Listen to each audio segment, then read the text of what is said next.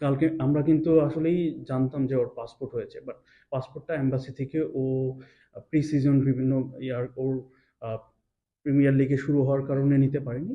গতকাল ওর মা এবং বাবা গিয়ে ওর পাসপোর্টটা রিসিভ করেছে এম্বাসি থেকে। এরপরে হয়তো কোনো একটা পত্রিকা এসে বলেছে, তো এরপরে আমরা কথাবার্তা বলে কনফার্ম হয়েছি যে পাসপোর্টটা নিয়েছে। তো আমরা ইতিমধ্যে হচ্ছে ও যে বাংলাদেশের হয়ে খেলতে চায়, এটার জন্য একটা এনওসি দিয়েছে আমাদের কাছে, যে ও ইন্টারেস্টেড বাংলাদেশের হয়ে খেলার জন্য। উইথ দ্যাট এনওসি আমরা হচ্ছে অলরেডি ইংলিশ ফুটবল অ্যাসোসিয়েশনের কাছে ওই আমাদের লেটারটা পাঠিয়ে দিয়েছি যে ও হামজা চৌধুরী বাংলাদেশের হয়ে খেলতে চায়, এবং ওদের কাছে একটা আমরা এনওসি চেয়েছি ইংলিশ ফুটবল অ্যাসোসিয়েশনের কাছে। আমরা আমরা গতকাল পাঠিয়ে দিয়েছি উইথ এনওসিটা তার আগের দিন পেয়েছি।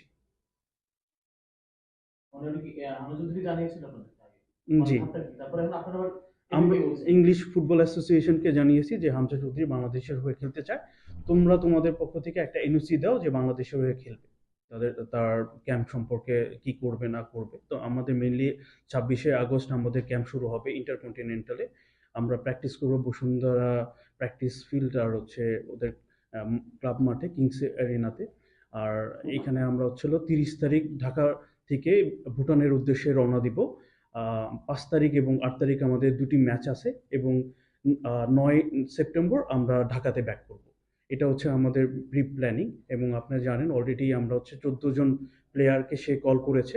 বাকি বসুন্ধরা কিংস প্লাস হচ্ছে আন্ডার 20-তে নেপালে খেলছে, তাদের আহ, তাদের আসলে ওইখানে দেখছে, এবং ফাইনালি হচ্ছে 29 তারিখ আপনাদের সামনে ও বলবে ফাইনাল 23 লিস্টটা ও আপনাদের সামনে দিয়ে দিবে।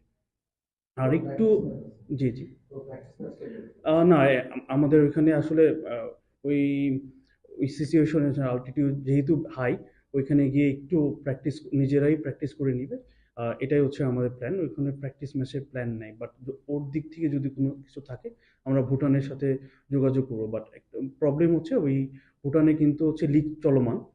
ওরা ওই লিগে গ্যাপের মাধ্যমে ম্যাচটা আমরা যেহেতু খেলছি, একটু ক্লাবের জন্য ডিফিকাল্ট হবে। তারপরে আমরা চেষ্টা করবো যে কোনো ম্যাচ খেলা যায় কিনা। পরের ধাপ হচ্ছে আমরা অলরেডি, আমরা জানেন ইংলিশ ফুটবল অ্যাসোসিয়েশনকে পাঠিয়েছি তাদের এনওসির জন্য। উইথ ইংলিশ ফুটবল অ্যাসোসিয়েশনের এনওসি আমরা আদার যে ডকুমেন্টসগুলো আছে দিয়ে ফিফার প্লেয়ার স্ট্যাটাস কমিটির কাছে পাঠাবো যে ওর পারমিশন দেওয়ার জন্য।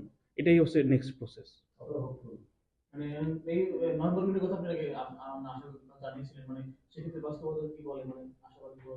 হ্যাঁ, আমরা আমরা আশাবাদী খেলার জন্য। যদিও হচ্ছে হলো এটা কিন্তু তারেক কাজী বলেন জামাল ভুঁইয়ার চাইতে একটু আলাদা, তারপরেও আমরা আশাবাদী খেলার জন্য, কারণ কিছু এক্সাম্পল অলরেডি আছে। তো আমরা পজিটিভ আসলে হামজা চৌধুরী যে বাংলাদেশে হয়ে খেলতে খেলতে পারবে। ওকে, থ্যাংক ইউ।